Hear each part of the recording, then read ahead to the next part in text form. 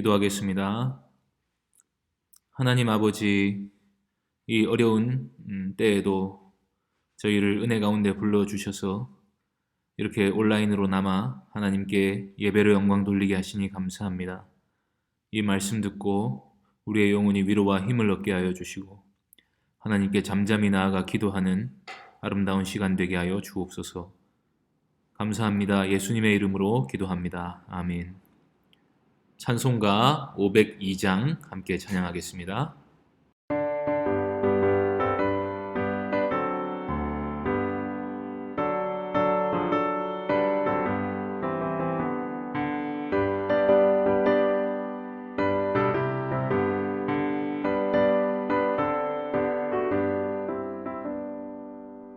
빛의 사자들이여 어서 가서 어둠을 물리치고 주의 진리 모르는 백성에게 복음의 빛 비춰라.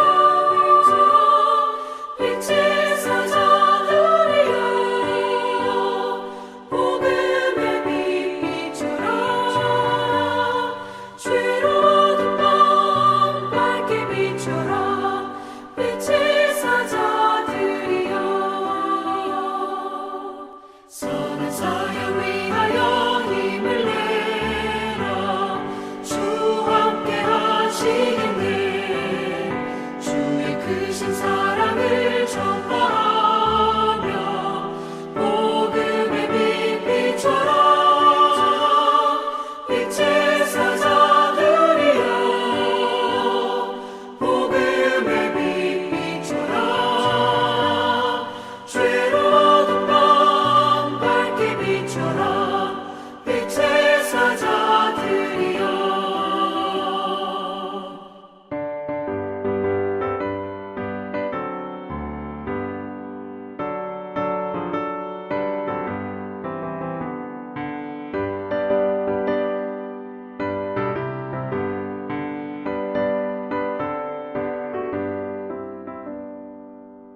주님 부탁하신 말 순종하여 이 진리 전파하라.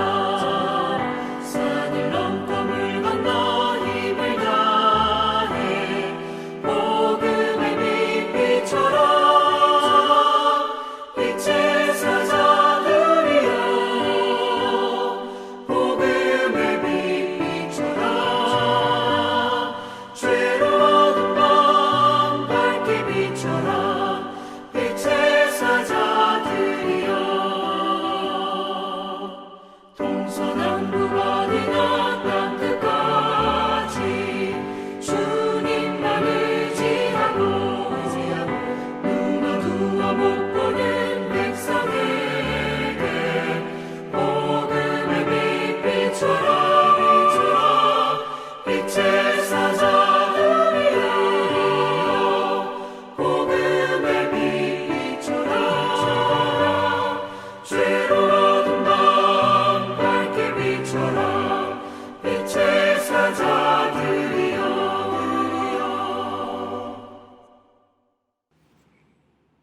하나님 말씀 베드로전서 2장 11절에서 12절까지 말씀입니다. 베드로전서 2장 11절 12절입니다. 사랑하는 자들아, 거류민과 나그네 같은 너희를 권하노니 영혼을 거슬러 싸우는 육체의 정욕을 제어하라. 너희가 이방인 중에서 행실을 선하게 가져 너희를 악행한다고 비방하는 자들로 하여금 너희 선한 일을 보고 오시는 날에 하나님께 영광을 돌리게 하려 함이라. 아멘. 이 시간 선한 행실을 가지라는 제목으로 하나님의 말씀 전하겠습니다. 오늘 본문에서 베드로는 그리스도인이 이 땅에 남아있는 이유가 한마디로 전도 때문이라고 말하고 있습니다. 우리를 향한 하나님의 생각은 평안이지 재앙이 아니십니다. 하나님은 그의 자녀들이 고통 속에서 신음하는 소리를 기뻐하지 아니하십니다. 그럼에도 불구하고 하나님은 거듭난 하나님의 자녀들을 곧바로 천국으로 데려가지 아니하시고 이 땅에 살도록 얼마간 남겨두십니다. 그러면 신자들은 여러 가지 외부적인 핍박과 영적인 싸움으로 인한 큰 갈등 속에서 고난 가운데 살아가게 됩니다. 그러나 그것은 하나님이 신자들이 고난당하는 것 자체를 기뻐하셔서가 아니라 뚜렷한 목적이 있어서 그리 하시는 것입니다. 하나님은 우리를 복 주시기 위하여 구원하셨습니다. 그래서 더 큰 복을 주시기 위하여 우리를 고난 중에 살게 하십니다. 우리가 살고 죽는 것은 하나님의 뜻 안에 있는 것입니다. 신자의 삶은 그 어떤 것도 무의미하지 않습니다. 사는 것에도 의미가 있고 죽는 것도 의미가 있습니다. 우리는 살아도 주님을 위하여, 죽어도 주님을 위하여 죽는 것입니다. 그렇다면 우리가 살아있는 것이 하나님께 무슨 의미가 있습니까? 하나님은 하나님의 무엇을 이루시기 위하여 우리를 이 땅에 남겨두십니까? 먼저 우리가 알아야 할 것은 하나님은 우리의 행위나 업적보다 우리 존재 자체를 더 귀하게 여기신다는 것입니다. 하나님은 행한 것 하나 없을 뿐 아니라 범죄하여 죽어 마땅한 우리를 구원하셨습니다. 구원은 우리의 의로운 행위 이전의 일입니다. 이 구원은 하나님께서 우리 죄보다 우리 존재 자체를 더 귀하게 여기셨다는 것을 말해주는 사건입니다. 그래서 베드로는 1장에서 하나님이 우리 존재 자체를 귀하게 여기셔서 거듭남이라는 큰 은혜를 베푸셨으니 소망의 확신을 가지고 거룩한 삶을 살아가라. 그렇게 말씀한 바 있습니다. 그래서 우리가 구원받았다면 하나님이 우리를 부려먹기 위하여 구원하셨다. 그런 생각을 버려야 합니다. 만일 단순히 천국 가는 것만이 우리의 목표라면 세상에서 제일 행운하는 예수님 곁에 같이 못 박혔다가 천국에 간 한 강도가 될 것입니다. 하나님이 우리에게 일을 맡기신다는 것은 우리를 그만큼 귀하게 여겨주시고 높여주신다는 뜻입니다. 우리가 무엇이기에 감히 거룩하신 예수님을 전파할 자로 선택을 받았습니까? 우리가 무엇이기에 교회에서 직분을 받고 성도라 일컬음을 받았습니까? 우리는 그럴 만한 자격이 하나도 없던 범죄자들이었습니다. 그런데 우리는 이 세상에서 빛으로 소금으로 살아갈 거룩하고도 높은 사명을 부여받았다. 그 귀한 사실에 감사하기보다 일평생 자기 마음대로 죄짓고 살다가 죽기 전에 예수 믿은 사람을 은근히 부러워하며 살아가는 것 같습니다. 물론 성도의 삶은 그만큼 고된 것입니다. 죄와 사탄과 세상이 신자를 결코 가만두지 않기 때문에 거듭난 이후의 삶이 길면 길수록 우리는 지칠 수밖에 없습니다. 그런데 뒤늦게 예수를 믿고 주의 일을 한다는 사람들의 고백을 한번 들어보십시오. 내가 좀 더 젊을 때 예수를 믿었더라면, 내가 좀 더 건강할 때 주의 일을 했더라면, 내가 좀 더 머리가 돌아가고 눈이 밝을 때 성경을 알았더라면 얼마나 좋을까 하며 한결같이 후회합니다.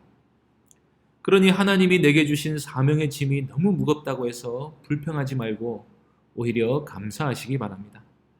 하나님이 하시는 일을 우리 같은 자들에게 나누어 주셨다는 것은 그만큼 우리를 귀하게 여기신다는 뜻입니다. 그렇게 귀한 하나님의 자녀들을 하나님이 반드시 붙드시고 인도하실 것입니다. 그리고 마침내 영원한 하나님의 나라에서 영생복락을 누리며 살게 해주실 것입니다. 그래서 베드로는 수신자들을 향해 11절 첫머리에서 사랑하는 자들아 라고 부르고 있습니다. 베드로의 편지를 받는 사람들 중에는 베드로를 한 번도 본 적이 없는 사람들도 있었습니다. 오늘날 우리가 이 편지를 보면서 사랑하는 자들아 라는 인사를 받으면 나와 관계없는 인사일 거라고 생각하기 쉽습니다. 그런데 가만히 생각해 보면 이 인사는 베드로가 지금 성경을 읽고 있는 우리에게 하는 인사일 수밖에 없습니다. 한 번도 보지 못했고 교제하지 못했더라도 하나님의 백성들은 서로 사랑하는 존재이기 때문입니다. 영원한 천국에서 우리가 베드로를 만났다고 생각을 해보십시오. 사랑하는 형제라고 부르지 않겠습니까? 그러면서 정말로 깊이 사랑하지 않겠습니까? 교회에서 원수같이 여기는 다른 지체들도 마찬가지입니다. 지금은 허물과 상처 때문에 서로 얼굴 붉힐지 몰라도 천국에서는 다 사랑하며 지내야 합니다. 하나님의 자녀들은 그걸 생각하면서 서로 용서하고 용납하는 것입니다. 우리는 주 안에서 한 몸으로 부르심을 받았기 때문에 우리 이전에 살았던 성도들이나 아직 태어나지 않은 성도들까지도 모두 사랑의 대상일 수밖에 없는 것입니다. 그래서 베드로는 교회에 소속된 사람이라면 누구나 사랑하는 사람이라고 부르기를 주저하지 않았습니다. 별로 사랑이 되지 않더라도 그 사실을 먼저 믿어야 합니다. 그러면서 주 안에서 사랑하려고 노력하는 것이 성화의 과정이고 그 안에 참된 기쁨이 있는 것입니다. 그러면서 베드로는 사랑하는 성도들을 가리켜 거류민과 나그네 같은 자들이다 라고 말합니다.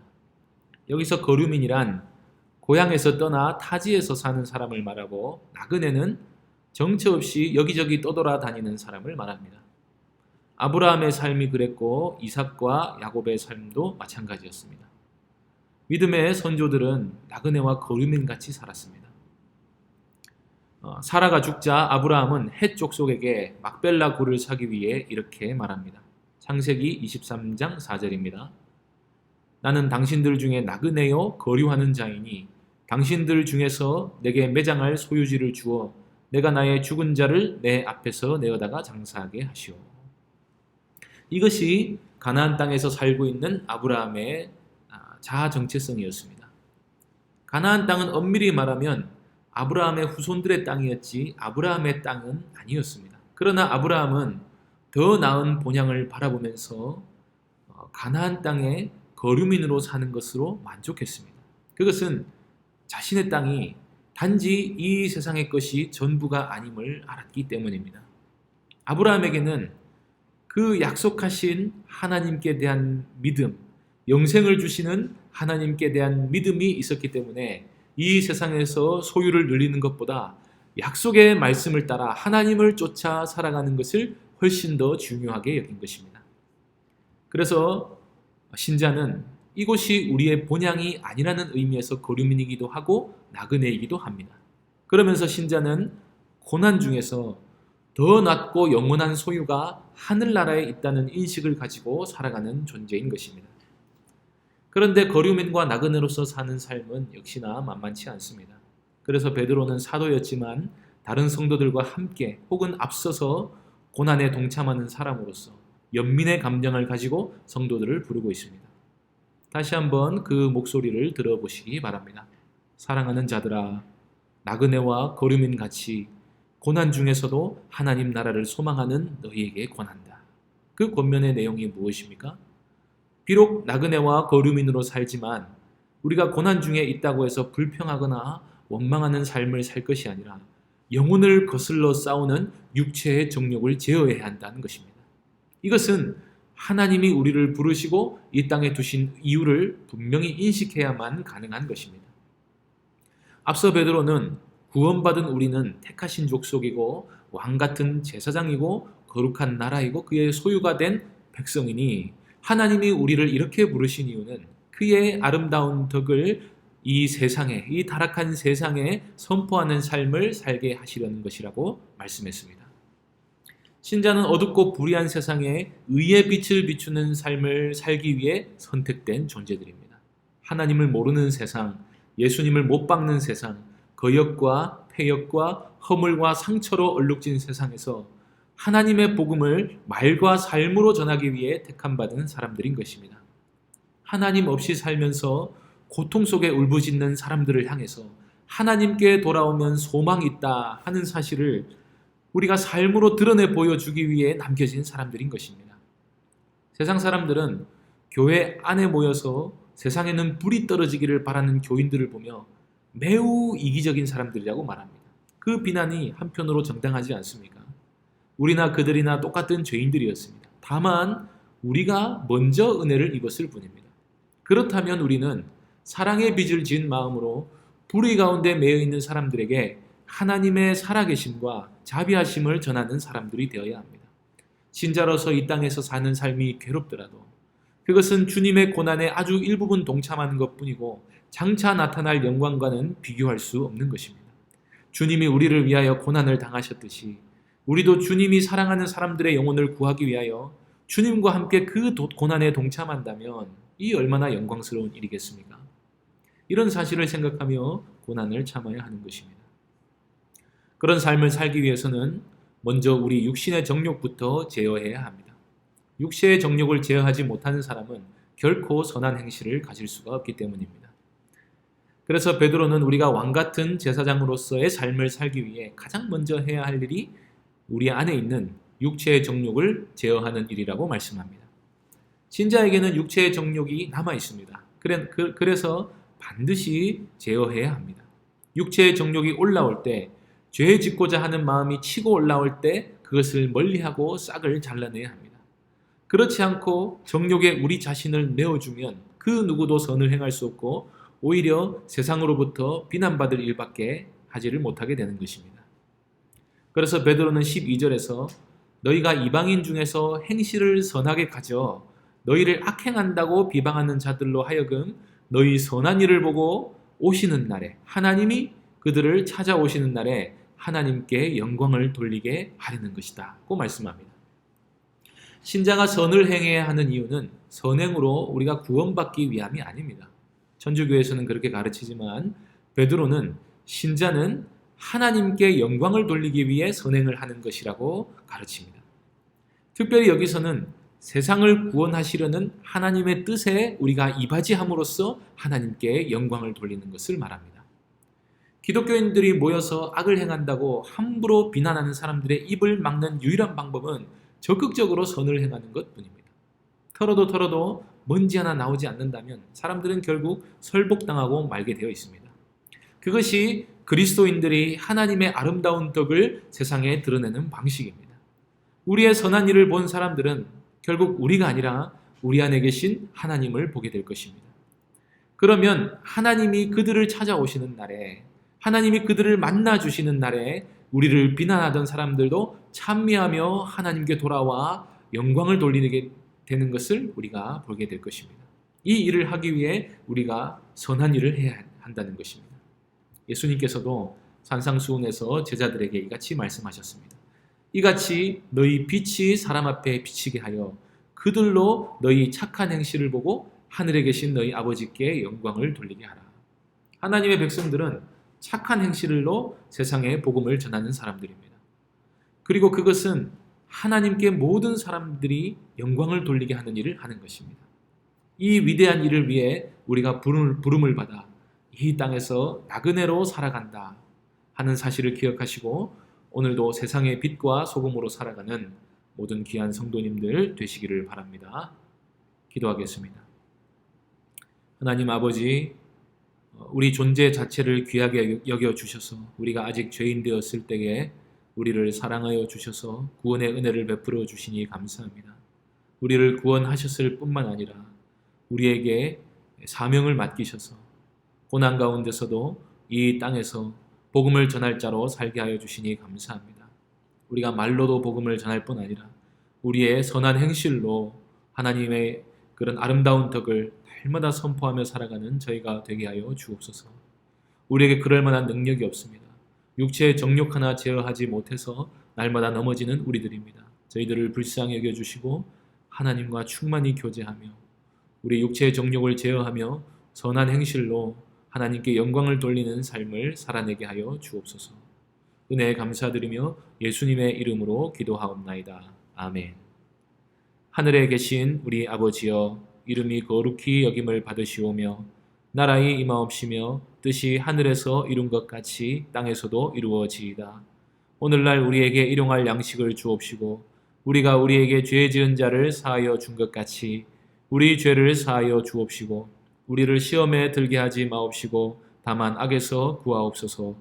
대개 나라와 권세와 영광이 아버지께 영원히 있사옵나이다. 아멘.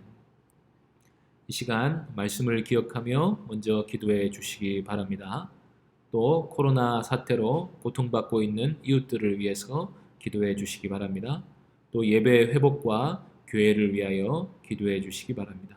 하나님께서 우리 교회에 은혜를 베풀어 주셔서 교회 당 이전 문제와 또 중직자 선거 또 우리 예배 모든 문제를 하나님께서 인도해 주시기를 기도해 주시기 바랍니다.